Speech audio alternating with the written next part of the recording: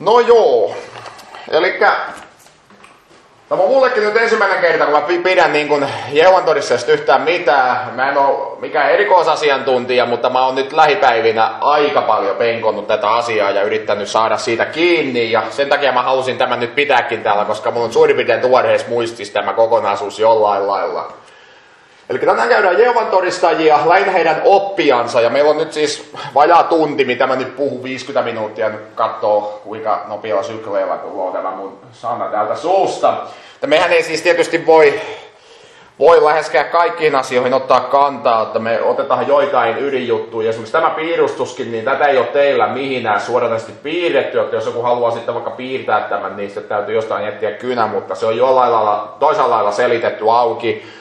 Mä selitän tämän piirroksen sitten tänään myöhemmin. Muuten olen diojen varas ja toivon, että pysytään aina siinä dialla, mihin nyt sitten ollaan. Että tarkoitus ei ottaa 5 minuuttia mua edellä, jotta se pääsee sitten pullistelemaan sillä lailla. Että niin. Ja se on teille tosiaan ne laput. Ja se toinen yksinäinen paperi liittyy Jehovan todistajien muuttuvahan oppiin. Se voitte lukea kotona. Mä sanon siitä muutama sanaa sitten myöhemmin.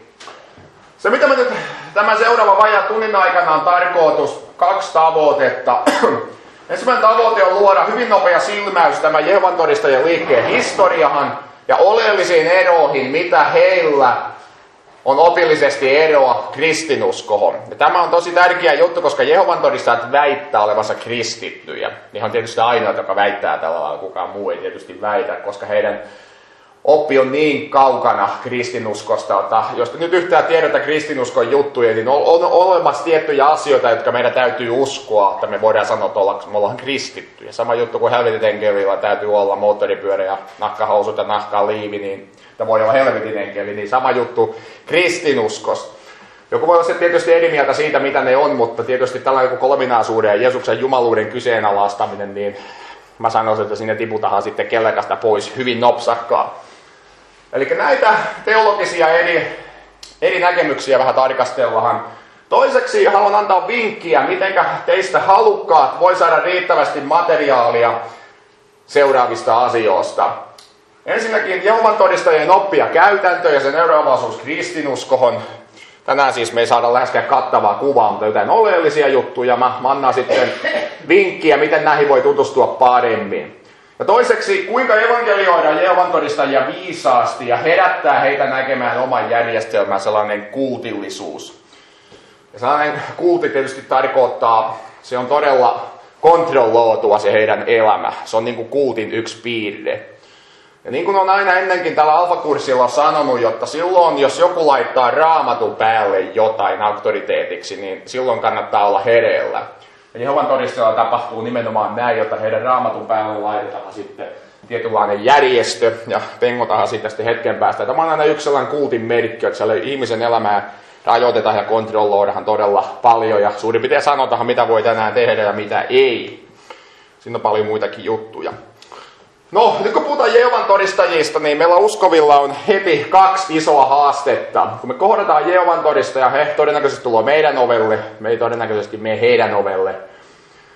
Ensimmäinen haaste on se, että Jehovan todistajan oppi ja niiden vaikuttimet on usein hämärän peitossa. Suurin osa normaalista Matti meikäläisistä, jotka on uskoisin, ei tunne Jehovan todistajien juttuja nimeksikään. Poikkeuksia on, jotka on sitten heidän kanssa toiminut, niin tietää jotain. Mutta suurin osa, niin tämä on aika tuntematon juttu. Ja siitä tietysti, että on hankala vastustaa jotakin asiaa, jos ei oikein tiedä, mitä pitäisi vastustaa. Jos mä en tiedä, mitä tämä kaveri ajattelee, niin mä en tiedä, mitä mun täytyy sille puhua. Toinen ongelma on sitten se, että meidän oma usko, kristinuskon perusasiat voi olla hataralla pohjalla. Nyt tietysti, kun on alfakurssin käynyt, niin on valtavia rampoja tässä kristinuskossa, ne pystyy jo monet asiat vetämään tuosta noin. Ja vaikka sitten tietäisi, mihin asiassa nämä Jehovan todistajat on harhapolulla, niin on eri asia kyetä ottamaan Raamatusta ja näyttää, että mulla on 15 minuuttia, niin mä yritän perustella sulla kolminaisuusopin. Niin se ei aina onnistu välttämättä kaikilta, ja se nyt ei ole mikään taivaaseen pääsy vaatimuskaan, että sellaisen pystyy tekemään, mutta se vaatii hiukan Raamatun tuntemusta kyllä sitten, ja ylipäätänsä kirkkohistoria. Mä tuun valottamaan kirkkohistoriaa, mun pointti on se, jotta vaikka Jehovan todistajat on uusi liike, heidän näkemykset on vanhoja. Kukaan ei keksi tänä päivänä enää teologiassa jotain näkemystä. Ne on kaikki vanhoja näkemyksiä, jotka on esiintynyt vajaa 2000 vuotta sitten. Ne on punnittu ja ne on köykäiseksi havaattu. Ja tämä kannattaa muistaa. Elikkä, jos sä oot yksi niistä, jotka haluaa kohdata Jehovan todistajia ja yrittää evankelioida heitä ja haluat perehtyä heidän juttuihin, niin sun täytyy tehdä 10 tuntien työ. Tässä ei pääse helpolla, että sä pystyt niin kuin handlaamaan tämän asian suurin piirtein. Ja sitten kun me kohdataan Jehovan todistajia, noin syvällä on jonkunlainen suunnitelma ja nippu paperia. Mulla on yksi kansio siellä, minkä mä vedän heti oikealla kädellä, kun ovikello soi, niin siellä on tietyt materiaalit sitten, ja mä tuun tänään näyttämään, mitä ne materiaalit sitten on. Ja mä suosittelen tällaista suunnitelmallisuutta. Sehän toimii arkielämässä muutenkin. Mä annan nyt heti tätä kirjallisuutta, en mä anna sitä lopuksi, vaan mä annan sen tähän alkuun. Niin, mä näytän vähän, mistä on kysymys. Pasi Turunen toimii Patmos-säätiössä. Hän on kirjoittanut kirjan Vartiotorni valtakunta uudessa valossa. Tämä on uusi painos 2005. Ja tämä on kattavin kirja, mitä suomen kielellä on Jehovan todistajia saatava. Tämä on todella kattavasti käy tässä kirjassa läpi erinäiset jutut. Hän on mennyt aivan alkuperäisdokumenttiin, hän on nähnyt varmasti satojen tuntien työn. Tämä on ykköskirja, jos joku haluaa Jehovan todistajiin perehtyä, niin Turusen Pasi. Toiseksi on Liljekvist Matti. Hän on kreikan kielen erikoistuntija ja monen muun teologian. Hän on kirjoittanut Torni ja temppeli-nimisen kirjan, Jehovan todistajien ja mormonien kohtaaminen. Tämä kirja siis käsittelee puolet Jehovia ja puolet mormonia, eikä ei kovinkaan paljon, kuten huomaatte. Jos se vessanpöntäkin vieressä on, niin ei montaa päivää mene, niin se on luettu meidän osuus sitten. Ja tämä keskittyy aika pitkälti oppihin, Jehovan todistajien teologiaan ja siihen, että miten se eroaa meistä. Lyhyesti käy historia, mutta enemmän oppihin kuin tämä Turunen. Sitten tulee vähän jäävi juttu seuraavaksi, mutta jurvanbaptistiseurakunta.fi, meillä on uudet nettisivut ja mä oon yrittänyt tykittää sinne myöskin opetuksia lähiaikoina liittyen Jehovan todistajiin. Mä suosittelen näitä 3 tekstiä luettavaksi ja jos haluat, että aiot kohdata Jehovan todistajien, näistä onkin kannattaa tulostaa siihen sun mappihin sitten ainakin nämä 2 ensimmäistä. Jehovan todistajien uuden maailman käännös on lyhyt arvio siitä tietystä jakeesta ja kuka sen käänsi ja miksi, oliko nämä päteviä kaveria vai ei, niin se on luettavissa siellä. Toiseksi Jeesus, tosi Jumala, tosi ihminen. Tässä on listattu, tässä käydään Uusi testamentti läpi ja siinä on yli 40 Uuden testamentin kohtaa, mitä Jeesuksen jumaluus näkyy selvemmin tai vähemmän selvemmin. Eikä niin, se jos on käden saatavilla, niin voi sitten keskussa saada, että mulla on 40 kohtaa Uudesta testamentista, missä on Jeesuksen jumaluus esillä, että voidaan käydä ne läpi tässä sitten yksitellen. Kolmanneksi kolminaisuusopista löytyy noin yksinkertainen teksti ja lyhyesti sen historiassa, koska Jehovan todistajilla on tästäkin vähän niin kuin vääriä käsityksiä. Kolminaisuusopin kannalla muuten kannattaa olla hereillä, koska Jehovan todistajat tykkää vetää ihmisiä nenästä. Ne tasan tarkkaan tietää varmasti, että mikä kolminaisuusoppi on. Me uskotaan yhteen Jumalaa, joka on 3 persoonaa. Katsoin eilen Kyöstin kanssa Jehovan todistajien historian DVDn. He sanoo, että me emme opeta niin kuin suuret kirkot. He uskovat Jumalaan, johon on 1 persoona ja 3 Jumalaa tai jotain. He puhuu 1 persoonasta. Ei kukaan kirkko tällaista opeta. He vääristellään tätä asiaa, jos ei ole hereillä, niin menee niin kuin vipuhun. Ne aina tuntuu siltä, että ne aina tykkää vetää tämän kolminaisuusjutun. No joo, siinä oli nyt sitten vähän taustoja ja kirjallisuutta. Nyt meillä on 2 diaa tämän liikkeen historiallisesta tilanteesta. Tästä voisi oikeasti puhua parikin tuntia, mutta nyt yritetään mennä nopeaa. Liikkeen perustajana pidetään Charles Russellia. Kuten näette, 1852-1916 hän eli. Ja tämä Charles Russell, hän menetti jo hyvin pienenä suurin osan sisaruksistaansa, kuolema niin kuin napsii hänen omaa asiansa ja varmasti vaikutti hänen kriisihin. Ja noin 16-vuotiaana hän joutui valtavaan uskon kriisiin, koska hän kävi jotain keskustelua omasta uskostaan ja hän ei pystynyt puolustamaan sitä tälle kaverilleensa. Ja hän tietysti joutuu, se teologia, mikä hänen ympärillä oli tämä kalvinismi, predestinaatio-oppi, että Jumala on ennalta valinnut tietyt taivaaseen, tietyt helvettiin. Tämä oli se ympäristö, mihin tämä Russelli eli. Tämä on tietysti meille ehkä outo asia, tämä predestinaatio. Mutta hän hylkäsi opin helvetistä. Hän sanoi, että iankaikkinen helvetti ei sovi yhteen Jumalan rakkauden kanssa. Tästäkin löytyy Jurvan baptiseurakunnan sivulta kirjoitus, jos kiinnostaa helvetistä. Hän oli sitä mieltä, että Jumalan rakkaus ja kaikkinen helvetti ei sovi yhteen, panna raksi helvetin päälle. Jumalan rakkaus, ei siihen voi panna raksia, niin hän oli sitä mieltä, että ne ei sovi yhteen. On sitten eri kysymys, oliko hän oikeas, mutta hän oli sitä mieltä, että ne ei sovi yhteen. Tähän palataan myöhemmin. 1800-luvulla muutenkin se oli kummallista aikaa, oli hyvin yleistä tehdä Raamatun pohjalta aikaennustuksia. Ja läpi historia näitä ennustuksen tekijöitä on ollut linja-autolasteittain. Se mikä heitä yhdistää on se, että kaikkien ennustukset on 100% mennyt mönkähän. Se on heillä yhteistä. Toinen mikä heillä on yhteistä, on kaikki nyt kuollut todennäköisesti. Siinä on toinen yhteinen juttu. Mutta on tietysti aika selvästi Uudessa testamentissa Jeesuskin varoittaa, että sitä päivää ja hetkiä ei tiedä kukaan. Yksi Jumala, edes poika ei tiedä, koska Jeesus tuo takaisin. Ja sitten nämä kaverit Keopsin pyramiidista otetaan mittoja ja sen perusteella ennustetaan tulevaisuutta. Russell muuten oli kiinnostunut Keopsin pyramiidista ja sen mittojen perusteella ennusti tulevia aikoja. Eikä tämä jo niin kuin antaa että sitä vähän kummalliseen sävyyn, jota miksi näin, mutta tämä oli yleistä 1800-luvulla. Adventtiliike tai adventistit oli aika iso taustavaikuttaja. Russell tunsi paljon adventistia ja se vaikutti siellä taustalla. Adventistithan odotti Jeesusta takaisin vuonna 1874. Jeesus ei tietysti näkynyt, niin he joutuu yleisen pilikan kohteeksi. Ja Russell oli ensin sitä mieltä, että tämä pelleilu ja aikaennustukset, mutta myöhemmin hän muutti sitten mielipiteensä. Hän törmäsi tällaiseen henkilöön kuin Nelson Parbour, ja hän oli laskenut, että Jeesus tulee takaisin 1874, mutta koska Jeesus ei tullutkaan, niin pojat hoksas, kyllähän Jeesus tuli, mutta se tapahtuikin näkymättömästi. Jeesus kyllä tuli takaisin. Ja hän nieli tämän Parbourin jutut sitten tästä Jeesuksen paluusta. Ja nykyinen maailmanaika tulee tuhoutumaan 1914. Näin siis sanottiin 1800-luvulla. Kuten huomaatte, he olivat väärässä, mehän ollaan täällä edelleen, mutta alun perin tämä oppi oli näin, että Jeesus tulee 1874, ja tämä nykyinen paha maailmanaika tuhoutuu 1914. Osa teistä huomaa, että tässä on juuri 40 vuotta välissä. Että ei se mikään sattuma, että Raamatusta otetaan 40 vuotta ja pannaan joku pakanoiden aika tuohon väliin, niin näin se varmaan menee. Nämä kaikki tällaisia raamatullisia lukuja. No, Russellin ja Parbourin tiet sitten erosi 1879, ja tuli vähän erimielisyyttä siitä, että mitä Jeesuksen ristin kuolema oikein kosketti. Parbouria aika lailla veti Jeesuksen ristin kuolemaa, hän ei pitänyt sitä kovinkaan oleellisena juttujana, sitten tuli riita. No, Russell perusti Vartiotornin traktaattisen seuran vuonna 1881. Luen teille lyhyen pätkän tästä. Eli tämä nyt jo tähän vuosien 1914.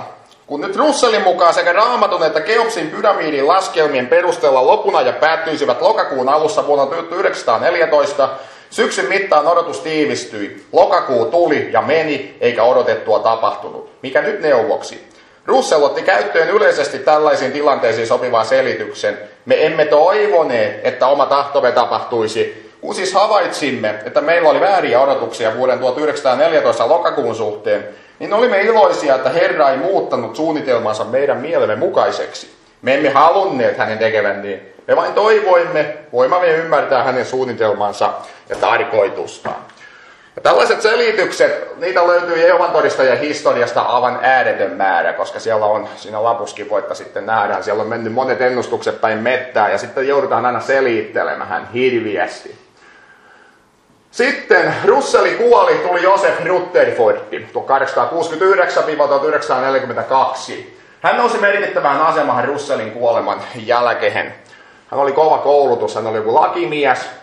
Ja tämän Rutherfordin aikana nämä itsenäisesti toimineet seurakunnat Russell oli kiertänyt ja saarnannut laajasti. Hän oli Intiassa asti aivan niin kuin melkein maailman ympäri tämä kaveri matkusti. Ja siellä oli jo muodoutunut tällaisia seurakuntia, raamatututkijoita.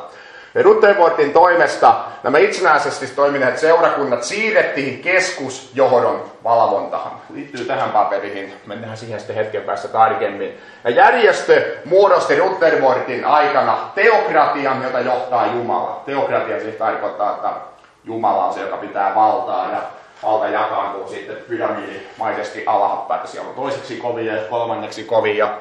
Sitten on, kuinka sen sanoisi, takapenkin Taavit on siellä pohjalla sitten johonakin. Tämä on oleellinen juttu sitten Jehovan todistajien jutus muutenkin. Ja tämä liike sai nimen Jehovan todistajat vuonna 1931, jota se nyt ei ole, se on aika uusi tämä Jehovan todistajien nimitys. No joo, Rutherfordikin sitten kuoli, Nathan Knorr astuu tilalle. Hän astuu johtajaksi, hän oli presidentti. Jehovan todistajalla on siis presidentti täällä 10 hengen hallintoelimen sisällä, joka on aina yksi presidentti sitten.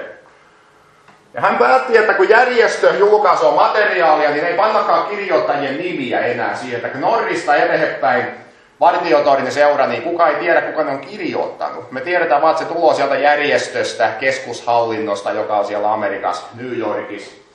Sanoisin hetki päästä tarkemmin, mutta ei kukaan tiedä, kuka siellä on niin taustalla. He eivät halua turhaa kunniaa itselleen. Tietysti ei tätä kantaa vastuutakaan sitten, kun ei ole nimiä se pannut mihinkään paperiin, niin siinä on nämä tietysti kolikon kääntöpuolet. No joo, hänkin sitten kuoli. Sitten tuli Frederick Franz.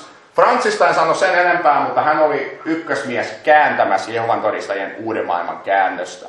Jos luet baptiseurakunnan sivulta tämän Uuden maailman käännöksen arvion, niin Franzin kielitaito sitten esitetään siellä, että hän ei ollut aivan niin kielitaitoinen mies kuin annettiin ymmärtää. Ja Suomeen Jehovan todistajien oppi tuli vuonna 1906. Tämä oli siis nyt kenenkään historiaa saisi näin nopeasti käydä läpi, mutta meillä on nyt muitakin juttuja tässä käytävänä. Eli nyt kysymys ei ole siis mistään kovin vanhasta jutusta, aivan 150 vuotta on Jehovan todistajalla historiaa.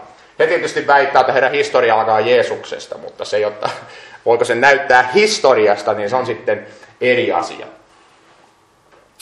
Yksi tärkeimpiä juttuja Jehovan todistajien opin ja heidän kohtaamisessaan, sä voit ymmärtää, kun niihin ei uppua niin kuin mikään, mitä sä näytät Raamatusta. Ei edes koinekeikan kielioppi, niin silloin täytyy miettiä, että mikä on vialla. Syy löytyy tästä piirroksesta. Teokratia on tämä juttu, mikä on nyt sitten Jehovan todistajilla tämä taustaoletus. Jumalalla on järjestö, joka hallitoo. Niin kuin Liljeqvist tuossa sanookin, jota tätähän ei tietysti Raamatusta löydy. Siinä kun Jehovan todistajat sanoo, että kolminaisuus-sana ei ole Raamatusta, niin voit heittää, että ei ole myöskään järjestösanaa. Sitten he sanoo, no mutta jos ellei järjestöä olisi, niin. Tämä on tällainen oletus, että Jumalalla on jonkinlainen näkymätön järjestys. Tämä koko liike rakentuu tämän näkemyksen varaan, jona ylimpänä on Jehova. Heidän Jumalansa nimi on siis Jehova. Itse asiassa tämä koko nimi perustuu 1400-luvulla syntyneeseen väärinkäsitykseen, mutta siitä lisää nettisivulla. Ja uskonnollisessa johdossa on noin 10-henkinen hallintoelin. Täällä näin. Tämä on tietysti sitten Jeesus. Tämä on aika pitkälti näkymätöntä järjestöä tähän asti. Sitten tuo näkyvä järjestö. Mutta siellä on hallintoelin, mikä kuuluu noin 10 henkiä. Ja tämä hallintoelin sitten käyttää melkein rajoittamatonta valtaa koko järjestöön. Täällä on siinä miljoonat Jehovan todistajat. Esimerkiksi se DVD, minkä mä katsoin eilen Kyöstin kanssa, siinä oli kaikki melkein näistä hallintoelimestä nämä kaverit, jotka puhuu siinä, ettei sinne päästetä ketään takapenkin taavia, vaan pitää olla hallintoelimen kaveria. Ja heidän tämä pääpaikka on New Yorkissa, sijaitsevassa päämajassa Peterissä. Eli jos nyt Juhaninkin työ tuo Jehovan todistaja, hän tekee merkinnät lappuun, hän ei vaan merkkiä ovenpieliin, tämä ei pidä paikkansa, se on myytti, vaan he tekee sellaisen paperin, mikä lähetetään sitten, menee Tikkurilahaan Suomessa sellaiseen toimistoon, ja sieltä se lähetetään aina sitten tuonne New Yorkiin asti. He kerää kaikki tiedot, heidän on pakko niin kuin tehdä jatkuvasti kirjaa siitä, kun he kiertää. Saarella Jannekin on pian New Yorkin toimisto kirjahyllyllä, varmasti ei ole nekin paperien välissä, että saa nimensä sinne, mutta valtava systeemi heillä kyllä on siihen rakennettu. Tämä paikan päämajan nimi on Peetel. No, Jehovan todistaja, hän saa tutkia Raamattua, hän voi lukia muita Raamatun käännöksiä, mutta johtopäätökset on oltava vartiotornissa esitettyjen tulkintojen mukaisia. Hän saa tutkia ja tutkia, tutki, mutta lopputulos pitää olla tämä. Tässä on suurin piirtein se juttu. Jos et ole samaa mieltä, niin käy köpelösti. Sitten on tähän kenkää ja sitten ei kukaan enää nosta kättä. Pahin mahdollinen asia Jehovan todistajalle on joutua järjestön ulkopuolelle. Tämä on yksi kultin tällainen ominaispiirre. He pelkää niin paljon. Tämä ei ole ainoastaan, kun täällä on normaali Jehovan todistaja, joka koputtelee meidän ovia. Jossain joutuu tämän liikkeen ulkopuolella. Hän näkeekin, että Jeesus onkin Jumala. Mä en voi olla tätä samaa mieltä. Hän heitetään pois ja tietysti hän menettää kaikki yhteydet omahan perheeseen, jos on Jehovan todistajia. Hän menettää myöskin pelastuksen. Ei hän tuhoutuu Harmagedonin sodassa sitten, koska kaikki, jotka ei ole Jehovan todistajia, niin tapetaan Harmagedonin sodassa, joka lähestyy hyvin pian. Se pitäisi olla aivan ovella jo. Tai se olisi pitänyt jo tullakin kyllä monta kertaa, mutta se on nyt kuitenkin ovella. No, täällä sitten tehdään sellaisia lakia. Hallintoelin luo lakia, mitä saa tehdä ja mitä ei. Ongelma on sieltä, että nämä lait muuttuu jatkuvasti. Jehovan todistaja joutuu elämään jatkuvasti jännitteessä, että se mitä tänään saa tehdä ei välttämättä huomenna saakaan. Mikä tänään on kiellettyä voikin olla sallittua huomenna. Ja valtava sellainen, että ajattelisin, että tässä syntyy pieni jännitys, että ehkä ensi viikolla tämä voi olla toisin. Ja Pasi Turunen esimerkiksi kirjassa, ne on lukemattomia esimerkkejä, kuinka paljon nämä jutut on muuttunut. Ja tämä on aika tällainen epävarma pohja, näin kun sitä katsoo ulkopuolelta, että mitä saa ja mitä ei saa tehdä. Politiikkahan tietysti ei saa osallistua, verensiirtoja ei saa ottaa, jos joudut kolarihin, niin siinä on sitten kuollutkin jonkun verran porukkaa. Media otti kynsiin Jehovan todistajan 20 vuotta sitten tästä, kun siellä kuoli jo vähän nuorempaakin porukkaa sitten, kun ei annettu verensiirtoa, ja heillä on tietysti teologinen peruste siihen. Ja niin edelleen. Tätä järjestöä ei saa millään lailla kritisoida. Normaali Jehovan todistaja niin ei mihinään nimessä minkäänlaista kritiikkiä saa antaa. Nyt mennään tarkemmin vielä tähän kuvahan. Jehovan todistajien ydinoppi on aika lailla tämä 144 000. Osa teistä tietää, että tämä nousee ilmestyskirjan luvusta 7. Siellä on näitä Israelin-sukukuntia 12 sukukunnasta 12 000. Ja tässä on nyt sitten Jehovan todistajien tärkeä oppi. 144 000, jotka tulevat hallitsemaan yhdessä Jeesuksen kanssa tulevaa paratiisimaailmaa. Ja heillä on sellainen käsitys, että he meitäkin houkuttelevat paratiisimaailmaa. Sehän heidän mainokset on täynnä tätä. Haluatko elää paratiisissa? Totta kai sä haluat. Kaikki haluaa elää. Ja sun pitää kääntyä Jehovan todistajaksi, jotta voit päästä paratiisiin. Mutta nämä 144 000, he on siellä yläpuolella. He hallittoo sitten Jeesuksen kanssa niitä paratiisissa asuvia ihmisiä jonkunasteisena henkiolentoona. Ja näitä on vain 144 000 näitä erikoisihmistä. Ja tätä ryhmää, 144 000, kutsutaan yleensä nimellä uskollinen ja ymmärtäväinen orja. Mä luen tätä Matteus 24, jakeet 45-47. Tämä on äärimmäisen tärkeät jakeet Jehovan todistajille. Jeesus sanoo, kuka siis on uskollinen ja viisas palvelija, jonka hänen herransa on asettanut pitämään huolta palvelusväestään, antamaan sille ruokaa ajallaan? Autua se palvelija, jonka hänen herransa tullessaan löytää näin tekemästä. Totisesti minä sanon teille, hän asettaa hänet kaiken omaisuutensa hoitajaksi. Tuttu Jeesuksen vertaus tietysti, mutta Jehovan todistajat tulkitoo nämä jakeet tietysti aivan toisella lailla kuin jokainen normaali lukija. Jeesushan kehottaa tästä valvomahan, jotta hänen tulemuksensa ei yllättäisi. Mutta nyt Herra tuli. Jeesus tuli 1914. Tämä on Jehovan todistajan opetus. Ja hän löysi tämän orjan, joka oli maan päällä. Oli pieni joukko maan päällä, jotka kuuluu tähän 144 000. Tällä hetkellä maan päällä on elossa noin 10 000. Muuten tämä 144 000, se on täynnä. Se on täynnä jo tämä ryhmä. Jeesus oli yksi näistä 144 000 ja niin edelleen. Ja kuten huomaatte, niin tällä ei 100 vuoden päästä ei pitäisi olla yhtäkään enää näitä. Mutta kun onneksi tulo Harmagedon ennen siitä, niin se ei ole tietysti ongelma. Mutta maan päällä tähän erikoisjoukkoon uskollinen ja ymmärtäväinen orja kuuluu noin 10 000. Ja he ovat nämä voideltu jäännös. Esimerkiksi nämä, jotka käänti uuden maailman käännöksen, he oli kaikki näitä voideltuja. Heillä on sisimmässään hengen todistus, että he on voideltuja. Ja sitä ei tiedä, jos henkilö sanoo, että hänellä on tällainen todistus, niin muiden on pakko uskoa. Mäkin Jehovalta kysyin, että mulla olisi aika helppo päästä kipuamahan, jos mä kääntyisin Jehovaksi ja mulla olisi hengen todistus, niin ei sitä kukaan voisi hirviästi kyseenalaistaa. Mähän tiedän itse, onko mulla se vai ei. Ja nämä 144 000 sitten tulevaa maailmaa, he pääsevät hallittamaan henkiolentoina Jeesuksen ja tämän muun henkijärjestön kanssa sitä paratiisimaailmaa, minä ihmiset sitten elää. onnekkaimmat näistä pääsee sitten sinne paratiisimaailmaan. Nämä koot, ne on vain komiteoita. Siellä on paljon sellaisia komiteoita, jotka on tämän hallintoimen alla, mutta kuitenkin niillä on suurempi valta kuin normaaleja Jehovan todistajia. Mutta komiteoita on aika paljon erilaisia. Ainakin 6 sellaista suurempaa. Ja taivas ei tietysti Jehovan todistajille tarkoita samaa kuin meillä. Meillähän taivastoivo on uusi taivas ja uusi maa, vaan heillä tämä taivas tarkoittaa yksinkertaisesti sitä hallitusjärjestelmää. Mä pääsen sinne 144 000 joukkoon, jotka hallittoo sitä paratiisimaailmaa. Tämä on se hallitusjärjestelmä, kun he puhuu taivahasta.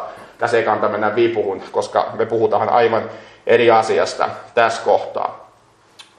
Pieni ongelma tähän 144 000 liittyen on se, että tämä Joseph Rutherford, joka tuli siis Russellin jälkeen, hän sai vuonna 1935 ilmestyksen, että tämä 144 000 joukko on nyt täynnä. Tämä siis perustuu tähän Rutherfordin ilmestykseen, että enää ei pääse kukaan mukaan. Niinpä, ne jotka on nyt maan päällä elos, joitain tuhansia oli siis totta kai elos vielä maan päällä, niin niiden pitäisi totta kai pienentyä, että jos siellä on vaikka 10 000 kuuluu tähän. Aina kun tuli hautajaiset, niin väheni. Näinhän se pitäisi mennä, lasketaan matematiikalla.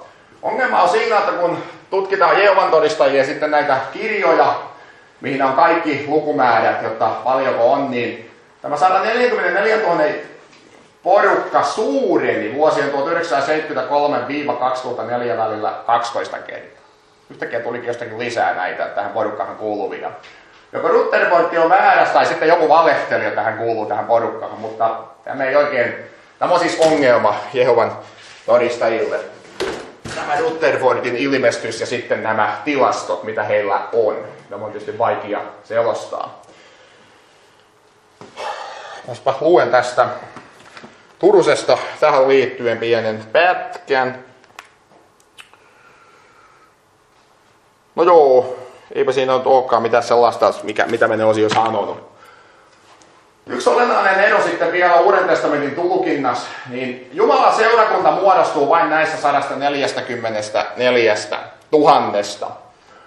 Eli uskoville osoitetut lupaukset pitääkin jakaa kahtia. Ei olekaan enää kaikki yhtä, niin kuin Paavali sanoo Galatalaiskirja 3:28. Kristuksessa ei ole miestä eikä naista, ei orjaa eikä vapaata, ei juutalaista eikä kreikkalaista. Vaan nyt siellä onkin tiettyjä lupauksia, mitkä koskettaa näitä 144 000. Ja sitten ne jäännökslupaukset, mitkä on aivan niin hyviä lupauksia, niin koskettaa sitten normaalia Jehovan todistajia. Ja sitten missä sä tiedät, mikä kohdat koskettaa sitten näitä ja näitä, niin järjestö kertoo sulle sen sitten Partiotorin julkaisujen kautta. Sun ei tarvitse murehtia, että sä tietysti ymmärtäisikään, eivät he kerro sitä sulle. Ja toiset kohdat puhuu vain siis tästä 144 000 ja toiset puhuu siitä suuresta joukossa. Jotta sä selviät, että mitkä jakeet koskettaa kumpaakin, niin järjestö sanoo. Partiotornin lehti on aivan oleellisen tärkeä asia tämän pyramidin valossa, koska se on se kanava, jolla hallitaan kaikkia Jehovan todistajia. Heidän on pakko lukea Raamattua tämän Partiotornin lehden valossa, koska siellä on jo sanottu, kuinka Raamattua tulkitaan. Eikä ne se julkaisutoiminta, se on aivan valtavaa. Painokoneet siis jauhaa siellä, koska lukijoitakin on paljon, mutta se tuo se viesti siis ylhäältä päin. Nyt ollaan käsitelty lyhyesti siis näitä. Tämä on siis osaltaan näkymätön joukko, koska siellä on jo taivahas joku enkelijoukot ja nämä, jotka on sitten, mutta osaltaan se on nämä maanpäällinen jäännös, jotka pääsee sitten tänne. Se on todella pieni prosentti. Sitten on tietysti tämä suuri joukko, nämä normaalit Jehovan todistajat, he on alimpana tässä teokratiassa. Ja tähän kuuluu tällä hetkellä 20 miljoonaa, eli maailmassa on noin 20 miljoonaa Jehovan todistajaa. Suomessa heitä on noin 20 000 pyöristettynä. Tämä joukko ei siis pääse taivaaseen, ja kuten mä sanon, taivas tarkoittaa tätä hallittamista, se ei tarkoita mitään viulusoittamista, pilverireunaa tai mitään muutakaan. Heitä odottaa maanpäällinen paratiisi, ja tähän meitäkin siis kaikkia jurvalaisiakin pyydetään, että tuu meihin, niin pääset tänne paratiisiin. Jos et tuu, niin Harmagedonin sodassa kuoletta kaikki. Tämä on se viesti yksinkertaisesti. Ja nämä ei ole myöskään osallisia siitä uudesta liitosta, jonka Jeesus teki. Se kosketti vain 144 000 Eikä kaikki sellaiset Uuden testamentin mahtavat lupaukset, kun on annettu uskoville, niin siirretäänkin vain erikoishenkilöille ja tänne jää jotenkin hippeitä. Tätä joukon määrää ei ole sitten rajoitettu. Se on aivan hyvä juttu, että paratiisiin pitäisi mahtua vielä, mutta tänne ei hirveästi todennäköisesti ole enää kenelläkään asiaa. Ja sitten kun nämä 10 000 jäännökseen kuolua 100 vuoden sisällä, niin silloin sinne ei teoriassa pitäisi enää kenenkään päästä tuohon 144 000. Ja näissä aikaennustuksissa on se huono puoli, että sitten kun siinä aikaa menee 100 vuotta, niin sitten pitää oikeasti selitykset olla todella hyviä, jos ei tulekaan vaikka 100 vuoden sisällä Harmagedonia ja tällaista. Ja siinä tämä luku onkin. Ulkopuoliset ja kaikki me, jotka ei olla täällä sisällä, muuhan ulkopuolella, me tuhoudutaan Harmagedonin sodassa. Loppu pitäisi tulla vuonna 1914 syntyneiden sukupolven aikana. Jos siellä joku Väinö syntyy 1914, niin sen aikana kun Väinö elää, niin pitäisi tulla tämä Harmagedonin sota. He tunnette tämän Jeesuksen juttu, tämä sukupolvi ei katoa. He soveltaa sen tähän vuoteen 1914. Kuten huomaatte, nyt nuorikin Väinö on 99-vuotias tämän tulkinnan perusteella. Ja ymmärretään, että Jehovan todistajien täällä hallintoelimessä on ollut pakko miettiä, että mitenkäs me nyt tätä sukupolvijuttua. Aika loppuu, parikymmentä vuotta, niin ei pitäisi olla enää ketään elossa tästä sukupolvesta. Nyt kun mä juttelin tästä Jehovan todistajien kanssa, mä kysyin tätä, niin sanoo, että no se on todennäköisesti niin, että ne, jotka on syntynyt 1914 ja ne, jotka on nähnyt sen sukupolven täällä, niin sen aikana, he oli jo saanut sinne yhden sukupolven jotenkin lisää tähän tulkintahan. Mutta todennäköisesti tätä sukupolvijuttua sitten muistaakseni virallisestikin jo kommentoitu, että ei silloin mitään tekemistä enää ihmisen elinien kanssa. Se kyllä otettiin Nooan kertomuksessa 120 vuotta. Ensin otettiin psalmista, että ihminen elää 70 vuotta. Sitten kun meni aika umpeen, otettiin sen Nooan kertomuksessa 120 vuotta. Sitten tietysti kun sekin aika menee umpeen, niin sitten täytyy jo muokata koko sukupolvisysteemi, jotta tämä on joku kuvaannollinen juttu. Tässä on jälleen kerran tämä ongelma, kun lähdetään ennustelemaan näitä asioista. Näistä asioista ennustelemahan, niin siinä tulee tällaisia probleemia.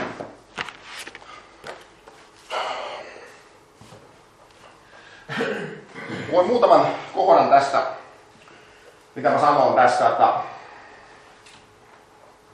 he eivät ole osallisia uudesta liitosta, tämä suuri joukko. Seura sanoo, suurin osa Raamatun kreikkalaisista kirjoituksista, eli Uudesta testamentista, iankaikkisen elämän lupauksineen on kohdistettu hengellä voidelluille kristityille. Tämä on Vartiotoinen 1974. Suurin osa Uuden testamentin vahvista lupauksista koskettaa tätä eliittiä, ei normaalia tamppaajia. Tätä on aivan virallinen oppi.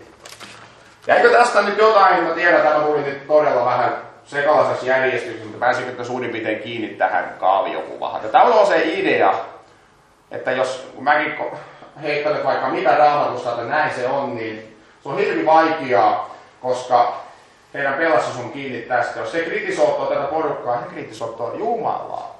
Jumala on Vartiotoimille heidän päätoimittaja. Näin yksi hallintoelimen kaveri sanoi oikeudessa, kun sitä suoraan kysyttiin Turusen kirjassa on nämä oikeussanat, niin Jehova on päätoimittaja siellä. Jos sä kritisoitat Vartiotoimin lehteessä, kritisoitat Jumalaa, ja sehän ei ole kovin hyvä juttu. Että ei kannata kritisoida. Tässä on se hyvä puoli, että pysyy se sellainen pelko siellä sitten, jotta Jumalaa kohtaan ei kannata niin kuin lähteä hyökkäämään. Että muistatteko, kuinka kävi Koorahille tai Saulille? Sitten he ammentaa näitä vanhan testamentin henkilöitä ja uuden testamentin, jotka hyökkäsivät Jumalaa vastaan, että mikä on heidän kohtalo, niin ei kukaan sitten hirveästi viitti kritisoida. Ja se on se ongelma sitten, että kun me kohdataan näitä, että miten me saataisiin niin kuin heidät ajattelemaan kriittisesti, että he voisivat jollain lailla lähteä kyseenalaistamaan tätä juttua. Se on sitten tosiaan ongelma. Mennään lyhyesti tähän teologiaan. Mitä he ajattelevat Jumalasta, Jeesuksesta ja Pyhästä Hengestä? Jehovan todistajat ei usko kolminaisuusoppiin, jotta on yksi Jumala, joka on ilmoittanut itsensä kolmessa persoonassa, isänä, poikana ja pyhänä henkenä. Tämä ei ole tietysti mikään lähtökohta. Tämä on vain johtopäätös siitä, mitä he ajattelevat Jeesuksesta. Eikä se tietysti ei mene niin päin, että mä en usko kolminaisuusoppiin, Jeesus ei ole Jumala, vaan se menee niin, että Jeesus ei ole Jumala, mun ei tarvitse uskoa kolminaisuusoppiin. Niinhän se tietysti menee. Kolminaisuusoppi muutenkin, niin silloinhan se vasta tuli esille. Samalla hetkellä, kun alkukristityt sanoo, että Jeesus Kristus on Herra, Herra on suora käännös vanhan testamentin Jumalasanasta, niin välittömästi tuli tällainen, että oli pakko keksiä sanoa, että ymmärrettiin, että ei Jumala täytyy olla jotain muuta kuin yksi persoona. Että sehän niin kuin juontaa juurensa jo niin kauas. No, Jumala. Meillä nyt puhutaan, tämä on sinänsä hauska tai hankala, koska meillähän Jumala on vain kolminaisuudessa yksi persoona, mutta heillä on niin kuin vain yksi Jumala. Se on Jumala ja siellä ei ole mitään Jeesuksia eikä Pyhää Henkiä. Se on Jehova. Jumalan nimi on Jehova. Hän ei ole kolmiyhteinen, siis Jehovan todistajilla. Jumalalla on henkiruumis. Ja hän on yksilö ja hän on persoona. Hän on siis persoona ja yksilö. Mutta hänellä on henkiruumis. Ja tästä johtuu se Jehovan todistajien ajatus, että Jumala ei voi olla kaikkialla. Hän on yhteen paikkaan sidottu, koska hänellä on henkiruumis. Jos hän on täällä, niin hän ei ole Norinkylässä. Jos hän on Norinkylässä, hän ei ole Kurikassa. Hän pitää päättää, mihin hän on. Ja Jumala on sidottu tiettyyn paikkaan, koska he ajattelevat, että Jumala on henkiruumis. Hänellä on jonkunlainen henkiruumis ja hän on sidottu yhteen paikkaan. Kristinuskon mukaan Jumala taas on kolmiyhteinen, on yksi Jumala, joka on ilmoittanut itsensä isänä, poikana ja pyhänä henkenä. Ja tietyt Raamatun kohdat, 1. kuningasten kirja 8.27 tai Jesaja 66 ja 1. Minkälaisen paikan te rakentaisitte, minulle kysyy Herra? Taivasten taivaisinen maharu. Ja maa on niin kuin jalkojen astinlauta. Minkälaisen paikkahan tuotte mä tunnin vasumahan? Me mennään mahtua mihinkään. Psalmi 139. Mihinkä mä menen, että sä et oo siellä? Vaikka mä menisin puuraketilla 10 miljardin valovuoden päähän, niin sä oot siellä. Ja mä pääsen pakohousulla.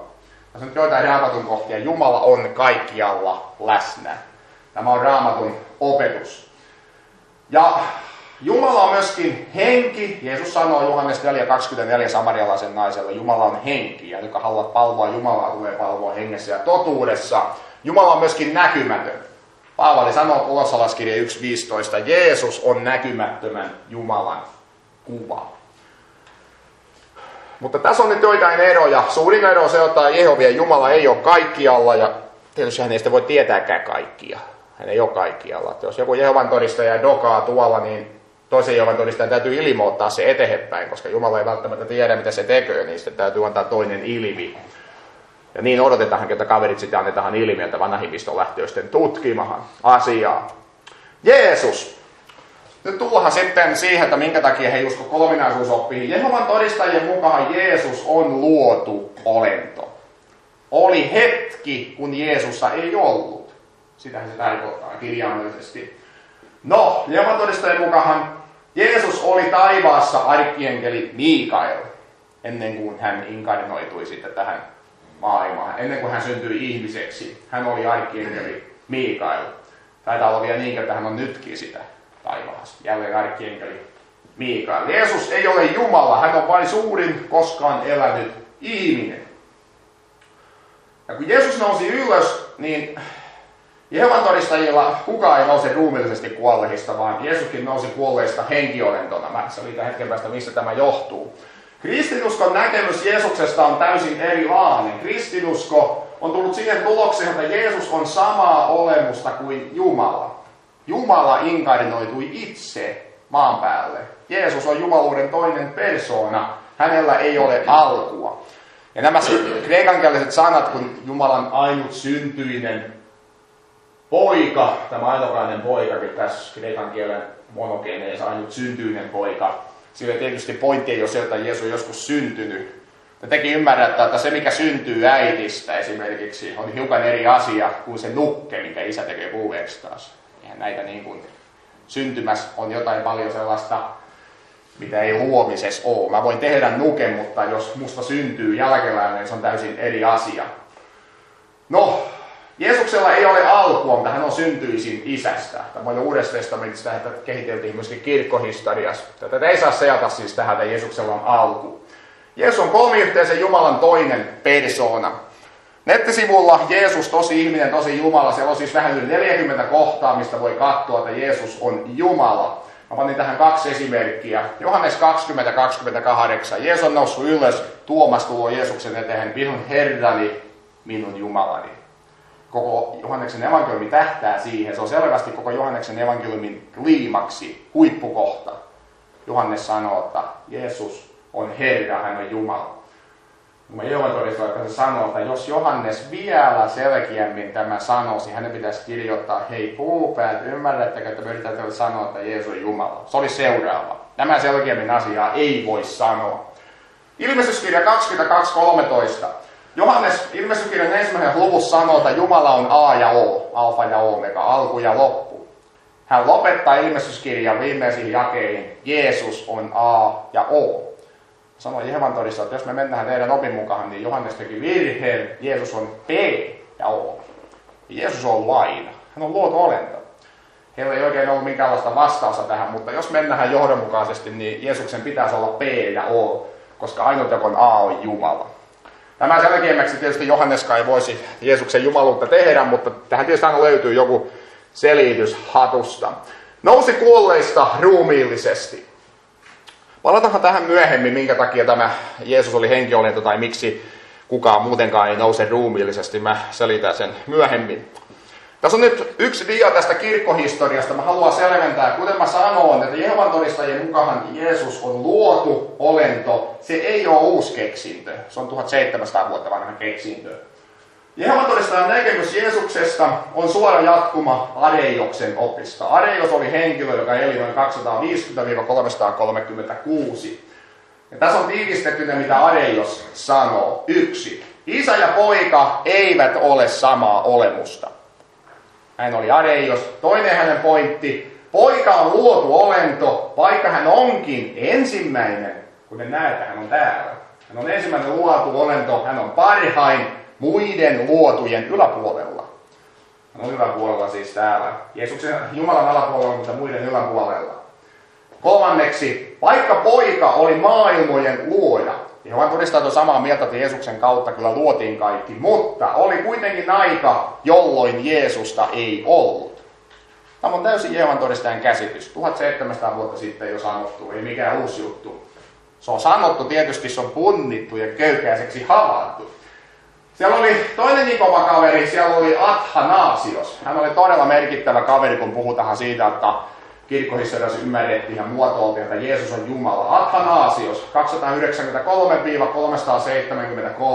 Hänellä oli Areioksella 2 suurta pointtia, mitä vastahan Areios ei oikein kyennyt väittämään. Athanasios sanoo ensinnäkin, luotu ei voi pelastaa toista luotua.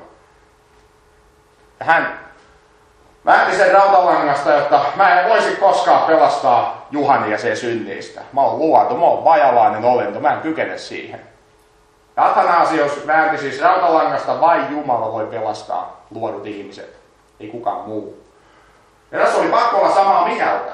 Toiseksi Athanasios sanoo, että kristityt ympäriinsä palvoo ja rukoiloo Jeesusta. Näin teki myöskin Areios. Jos Jeesus on vain luotu olento, kaikki uskovansa on epäjumalan palvojia. Älä palvoa ketään muuta kuin Jumalaa.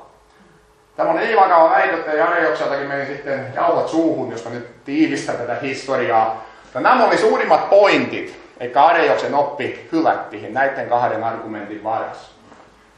Jos Jeesus olisi luotu olento, hän ei olisi koskaan voinut pelastaa ihmiskuntaa synnistä. Ja jos Jeesus ei olisi Jumala, me oltaisiin kaikki epäjumalan palvoja, koska me lähestytään Jeesusta aina. Tai Jumalaa Jeesuksen kautta. Vuonna 381 Nikean kirkolliskonsiilissa lyötiin lukkoon tämä lause, että Jeesus on samaa olemusta kuin Isä. Hän on Jumala. Jumaluuden toinen persoona. Tässä on kirkkohistoriallinen tausta ja tätä kannattaa käyttää. Musta siis tuntuu, että Jehovan todistajat ei oikein tiedä tätä. Ne ei edes tiedä kuin Areios. Vaikka he on täysin hänen opetuslapsia, niin tätä kannattaa kokeilla joskus. Pyhä henki. Jumalan vaikuttava voima. Hän on niin kuin sähkö, joka menee tuolla kaikkialla, mutta hän ei ole persoona. Jumalan vaikuttava voima. Tässä on kirjallisten sanat, mitä Jehovan todistaja käyttää. Kristinusko. Samaa olemusta kuin Jumala. Jumaluuden 3. persoona, pyhä henki. Ja hän on persoona. Paavali sanoo, älkää tehkö murheelliseksi Jumalan pyhää henkeä. Pietari sanoo Ananiaksella Safiralle, sä oot hyökännyt nyt niin kuin, sä valehtelit pyhälle hengelle, sä oot valehdellut Jumalalle. Pietari rinnasti niin kuin pyhän hengen ja Jumalan. Pyhä Henki jakaa armolahjoja niin kuin hän tahtoo. Ja Pyhä Henki johdattaa Paavalia. Hän sanoo, antakaa mulle Paavali ja Barnabas tähän työhön. Sähkövirta ei toimi tällä lailla. Vain persoona toimii näin. Ja tämä on nyt aika selvä juttu, minkä sitten kirkkohistoriastakin nämä uskovat ymmärsi, jotta on Jumalan kolmas persoona nyt sitten kyseessä. No joo, siinä oli isot eroavaisuudet, kun puhutaan Jumalasta. Tässä on nyt joitain muita eroavaisuuksia, nyt ei ole läheskään kaikki. Tietyt opinkohdat vaikuttaa välttämättä toisiin opinkohtiin. Otetaan tästä esimerkki. Jehovan todistajat ei usko helvettiin. Tämä tuli jo hyvin alussa. Russell hylkäs helvetin. Se ei sovi Jumalan rakkauden kanssa yhteen. Johtopäätös. Tämä tietysti täytyy viedä myöskin eteenpäin. Jos ei ole helvettiä, minkä ihmiset sitten menee, koska ne kuoloo. Täytyy olla niin, että kun ihminen kuoloo, hän lakkaa kuolemansa hetkellä olemasta. Ei ole mitään paikkaa, mikä he heidettäisiin. Huomatkaa, kun me opetetaan, että ihmisellä on sielu, ruumis, sielu, puhutaan vielä hengestäkin. Jehovan todistajat sanoo, he käyttää myöskin sanaa sielu, mutta he sanoo, ihminen on sielu. On täysin eri asia sanoa, että ihmisellä on sielu, kun sanoa, ihminen on sielu. Hän on sielu. Kun hän kuoloo, hän lakkaa katua tiedostamattomuuteen tai johonkin, häntä ei enää ole. Eli ikuinen rangaistus Jehovan todistajille tarkoittaa ikuista tyhjiin raukeamista. Tietysti kun me tullaan tällaiseen rikas mies ja Lasarus, mitä Jeesus sanoo Luukas 16, niin Jehovan todistajat joutuu sitten hiukan ongelmiin näiden kohtien kanssa, koska Jeesus sanoi aika selkeästi, että tunnette tämän vertauksen. Menkää kertomaan mun veljille, että joudut tähän vaivan paikkaan. Rikas mies tasan tarkkaan muisti kaiken, mitä hän oli tehnyt. Hän tunsi jopa Lasaruksen, hän tiesi, että hän tehnyt väärin. Hän tiesi, että hän kärsii tuskaa. Hän oli täysin tiedosnaansa. Jehovan todistajat yrittää sitten tietysti saarnaajan kirjasta nostella jakeita, että kaikkien kohdalla päättyy samahan, jotta kaikki kuoloo ja katoaa olemattomiin. En kata mennä siihen lankahan. Uuden testamentin ja Jeesuksen sana painaa enemmän. Ei vanhassa testamentissakaan ollut niin systemaattista näkemystä ylipäätänsä kuolemanjälkeisestä elämästä. Sehän muotoutuu tarkemmaksi vielä, että kyllä kannattaa Jeesuksen sanosta lähteä. Ja sitten siellä on ryövärin ristillä. Muistatko, mitä Jeesus sanoo? Totisesti tänä päivänä olet minun kanssani paratiisissa. Jehovan todistajat siirtää pilkuu sieltä. Minä sanon sinulle tänään, olet minun kanssani paratiisissa. Me luetaan, että Jeesus sanoo, että tänä päivänä me ollaan paratiisissa, niin he kääntää, että mä sanon sulle tänään, joskus tuut olemaan mukaan paratiisissa. Hän nousee ylös. Siellä on siirretty pilkku ja asia muuttuu aivan totaalisesti. Eli tällaisia pieniä jippoja sitten. Koska sielu häviää kuolemassa, Jeesuskin kuoli, sielu lakkaa olemasta, Jeesus nousi kuolleesta hengessä, ei ruumiillisesti. Sitä ei enää ole, koska ihminen on sielu, se katoaa. Jumala jotenkin poisti Jeesuksen ruumiin jäännökset ja hän nousi kuolleista hengessä. Tämä on tietysti mielenkiintoista, kun sä katsot kaikki Uuden testamentin kohdat Jeesuksen ylösnousemus ilmestyksistä. Jeesus sanoo, koskettakaa käsiäni ja jalkojen, ei aaveella ole lihaa ja luita. Siihen tietysti löytyy selitys, että Jeesus oli henki, mutta aina kun hän ilmestyi opetuslapselle, hän otti jonkunlaisen aineellisen muodon. Saadaan selitettyä nämä asiat pois, mutta Jeesus ei noussut ruumiillisesti kuolleista. Se johtuu vain tästä. Se lähtee siitä, että he ei usko helvettiin. Ja sen takia myöskin ihmisen täytyy lakata kuoleman hetkellä olemasta. Hänessä ei ole mitään irrallista osaa, vaan hän on yksi möltti ja tietoisuus sitten katoaa kuolemassa. Sitten siitä mennään vielä eteenpäin. Lunastuskin tarkoittaa vain lunastusta kuolemasta. Meillä kristinuskossa Jeesus on lunastanut meidät kuolemasta, synnistä, jopa paholaisen vallasta. Meidät on siirretty paholaisen valtakunnasta Jumalan valtakuntahan.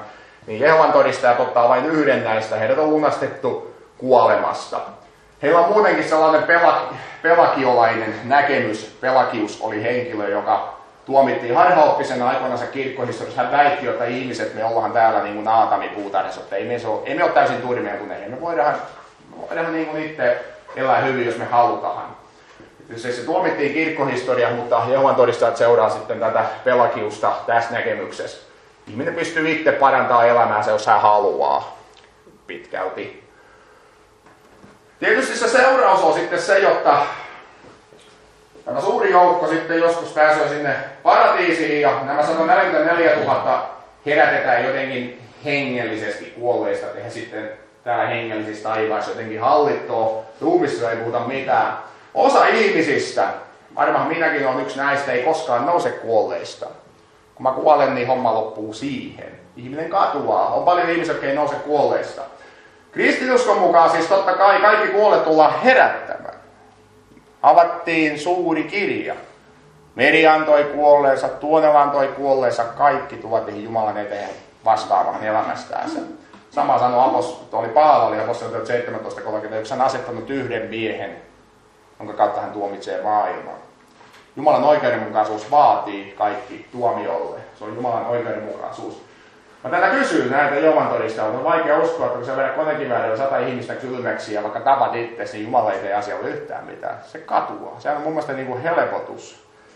Ja mun mielestä tämä Jumalan oikeudenmukaisuus joutuu koetukselle tässä näkemyksessä. Ja tätäkin kannattaa sitten vaikka niiltä kysyä, jotta voiko he pitää Jumalan oikeudenmukaisuudesta kiinni, jos joku ihminen ei enää koskaan joudu vastaamaan teostaansa. Häntä ei vaikka maan päällä koskaan tuomita ja Jumalakaan ei tuomite häntä, niin herää sitten kysymys. En tiedä mikä on heidän vastaus, mutta niin, en tiedä mikä sun vastaus olisi tähän. Pystyisikö sä pitää Jumalan oikeudenmukaisuudesta kiinni, mutta henkilökohtaisesti mulla olisi hiukan vaikeuksia tässä kohdassa. No joo, nyt ollaan hyvin loppupäässä. Muuttuva oppi. Teillä on nyt se yksi lappu siinä, mihin on listattu ja korjattukin yksi vuosiluku, ja siinä antaa väärää informaatiota, korjasin sen sinne. Pointti on se, jota Raamatun selitysten sanotaan tulevan itse Jehovalta. Jälleen palataan tähän kolmeen. Raamatun selitys tulee aina täältä ylhäältä. Hallinto eli sitten ne, jotka kuuluu tähän 144 000, saa informaatiota Jumalalta. Hän selittää sanansa itse Jehova. Sen vuoksi, nyt kun tulee opillisia muutoksia, niin on sitten kaksi vaihtoehtoa. A. Vartiotonin seuran Jumala. Hän täällä vaihtaa jatkuvasti mielipidettä. Nousee väärällä jalalla tai muuttaa mielipidettä. Tai sitten vaihtoehto B. Vartiotonin seura ei edusta Jumalaa, vaan on pikemminkin väärä profeetta ja harhaopettaja. Nämä voi kuulostaa kovilta titteliltä, mutta jos sä tutustut siihen historiaan, paljon ihmisiä on vedetty nenästä, niin tämä ei ole ollenkaan liikaa sanottu, nämä kaksi sanaa. Ne on aivan käsittämätöntä. Kuinka monet tuhannet on jättänyt elämänkin kesken, kun Jeesus tulee ensi viikolla, kaikki harmakehtoi, että se oli jäänyt elämättä. No, asiasta on sitten erillinen paperi, miksi se mulla jäänyt versio. Otetaan yksi esimerkki tästä. Piste 2. Nousevatko soromalaiset eräänä päivänä kuolleista, jotka kuoli Sodomassa? Vuonna 1879 vastaus oli kyllä, 1952 ei, 1965 kyllä, 1988 ei. Vuonna 1982 julkaistu Sinä voit elää ikuisesti paratiisissa vastaus oli kyllä. Toisessa painoksessa vuonna 1990 vastaus olikin ei. Jehova tietysti sanoo, että tämä on luovimista, niin kuin veneellä mennään luovimalla tällä lailla. Siellä on se päätöpiste, että pitää mennä tällä lailla. Tuossa katsot näitä juttuja, niin se on kaukana luovimisesta, se on enemmänkin tällaista. Että pitää mennä tuonne, niin mennään näin. Se luoviminen ei oikein sovi. Lukekaa se sitten kotona. Ja siinä on siis oikeasti ripaus. Turusella on aika paljon sitten lisää. Toiseksi viimeinen dia, uuden maailman käännös. Tästä mä en sanonut kovinkaan paljon, koska baptiserkunnan sivulla on tästä pieni kirjoitelma. Uuden maailman käännöksen käänsi 5-henkinen ryhmä. Tätä ei ole koskaan virallisesti annettu tietoon, ketä nämä kääntäjät oli, mutta ne on tullut tietoon sitten, kun sieltä on lähtenyt pari kaveria pois, kun on kypsynyt tai saanut kenkään, niin he sanoo ja paljasti tämän ryhmän. He sanoo täysin yhtenäisesti, ketä oli. Ja se Franz, jonka mä esittelin siellä alussa, oli yksi näistä. Hänet esiteltiin valtavana kielitaiturina. Osas kreikat ja hebreat ja arameat ja osas mitä laajia. Kun sitten totuus paljastuu, niin oli yliopistokin kesken ja hän oli opiskellut Uudentevistin koinekreikkaa 2 tuntia. Meikäläiset on opiskellut 60 kertaa enemmän kreikkaa kuin tämä kaveri ja mä en itsekään lähtisi Uutta testamenttia kääntämään vielä. Ja siinä vedettiin ihmisiä suoraan sanottuna nenästä. Hänet esiteltiin täysin valheellisesti hirviön eksperttinä, mutta todistukset koulusta puhuu jotain muuta. Ydinjakeita on väännetty, jotta ne sopii Jehovan todistajien oppiin. Jos sä katsot Johannes 1 ja 1. Alussa oli sana oli Jumalan luoma ja sana oli Jumala. Niin tämä sana oli Jumala on pienellä jillä. Jeesus olikin vain eräs Jumala. Ei hän ollut se Jumala. Tämä ei kestä minkäänlaista kreikan kielen analyysiä, mutta joka tapauksessa tällaisia juttuja sitten löytyy. Muuten se Raamattu näyttää hyvin samalta. Eräskin henkilö, mä kuuntelin väittelyä pari metrin päästä, kun yksi henkilö väitti kirkkahan silmiä, että hän on tutkinut niin paljon, että ei siinä ole mitään eroa. Ei ole mitään eroa, mutta siinäpä se onkin. Ne jakeet, mihin on väännelty, niin sitä ei kovin äkkiä huomaa. Se on todella salakavalla juttu. Salakavalla juttu sitten löytää nämä tietyt jakeet, mihin on menty vähän omaa rataa. Raamattua pitää lukea Vartiotornin lehtien kanssa, jotta sitä voi ymmärtää. Tässä on yksi kysymys, mitä kannattaa Jehovan todistajille esittää. Mä kysyn heiltä, että mormonilla on sellainen systeemi, jotta he ei pysty saada täsmällistä tietoa Raamatusta, elleivät he lue tätä mormonien antamaa niin kirjallisuutta siihen oheen. Että mitä tämä termistä kuulostaa? Toinen meni heti naruun, kun kuulostaa tosi kummalliselta. Toinen oli vähän paremmin hereillä, mitä se tarkoittaa tuolla. Siis Jehovan todistajat toimii täysin samalla lailla. Ei he pysty saada tällaista kunnon ymmärrystä Raamatusta, ellei he lue Vartiotornin lehtiä. Hän tuomitti heti mormonit siitä, että heillä on tällainen käytäntö, mutta ei huomannut ollenkaan itse, että heillä on täysin samanlainen käytäntö. Se on niin tuttu, että ei hän huomannut siitä.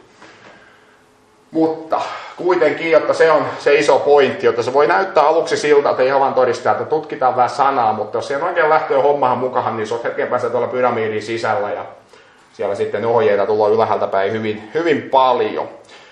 Viimeinen dia. Mitä tehdä kohtaamisessa?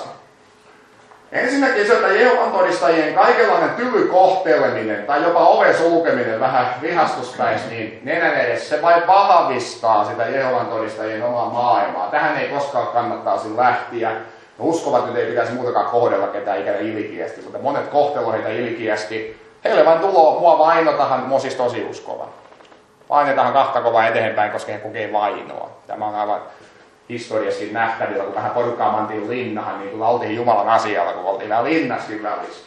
Ja se vahvistaa heidän uskoa, jos me ollaan heille tympeitä tai vedetään ovi heidän nenä edes kiinni, meidän kannattaisi käyttää toisenlaista taktiikkaa. 2 pointtia, ja mä toivoisinkin, että porukka voisi joku ainakin tästä innostua. Se vaatii tietysti työtä, eikä kaikki ei jaksa sitä keskustelua, siinä voi hermo mennä, mutta on syytä valmistautua. Jehovan todistajien oppi on hyvä ymmärtää ainakin pääpiirteittänsä. Mä oon esitellyt jo materiaalit ja näitä edellä mainittuja materiaaleja kannattaa pitää käden ulottuvilta. Mulla on ainakin kansi, jos nämä kirjoitukset sitten Jeesuksen jumaluus Uudessa testamentista, niin mä voin sieltä nappailla sitten näitä jakeita ja jutella heidän kanssaan. Ja opetella tiettyjä jakeita tai kysymyksiä ja käydä ne lyhyessä ajassa keskustelus läpi. Tässä täällä Pasi Turusella, täällä kirjan liiteosassa on muutama sivu suljetun mielen avaimet. Se on keskusteluopas. Ja se on laadittu erään toisen miehen jutusta, että kuinka lähestyä niin kuin kulttia. Koska meidän ongelma on nyt sitten tämä, että heidän ajattelu on niin kuin täysin kiinni tässä systeemissä.